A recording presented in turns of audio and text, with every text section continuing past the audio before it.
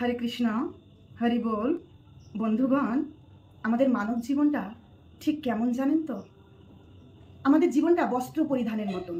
যেমন আমাদের বস্ত্র ছিঁড়ে গেলে আমরা সেটা ফেলে দিয়ে আবার একটা নতুন বস্ত্র পরিধান করি, তেমনি আমাদের যখন শরীরটা নষ্ট হয়ে যায়, আমাদের আত্মা এই শরীরটাকে ছেড়ে আরেকটা শরীর ধারণ করে। গীতায় ভগবান বলেছেন, বাসাংশী জীর্ণানি যথা বিহায় নবানি গিহ্নতি নর অপরাণি তথা শরীরান বিহায় জীর্ণানি অন্যানি সংজাতি নবানি দেহি। যেমন বস্ত্র ছিন্ন হয়ে গেলে একটা নতুন বস্ত্র পরিধান করি, তেমনি শরীরটা নষ্ট হয়ে গেলে আমাদের আত্মা আরেকটা শরীর ধারণ করে। এইভাবে আমাদের জীবন জন্ম, বেড়ে ওঠা, আবার বার্ধক্য, মৃত্যু, এইভাবে চক্রাকারে আবর্তিত হতে থাকে। আর আমরা দুঃখ পেতে থাকি জন্ম, মৃত্যু, জরা ব্যাধিতে। তো এই দুঃখকে জয় করব কি করে?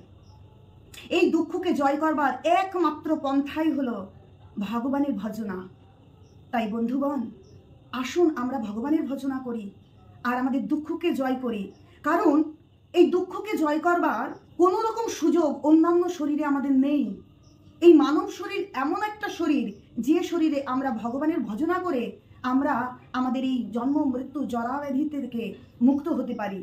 তাই আমাদের এই দুর্লভ মানব দেহকে আমাদের সার্থক করে তুলতে হবে। এই মানব জীবনের গুরুত্ব অনুভব করে আমাদেরকে ভগবানের ভজনা করতে হবে। আসুন আমরা ভগবানের ভজনা করি আর সমস্ত দুঃখকে চিরতরে বিদায় দেই। হরে কৃষ্ণ, হরি বল।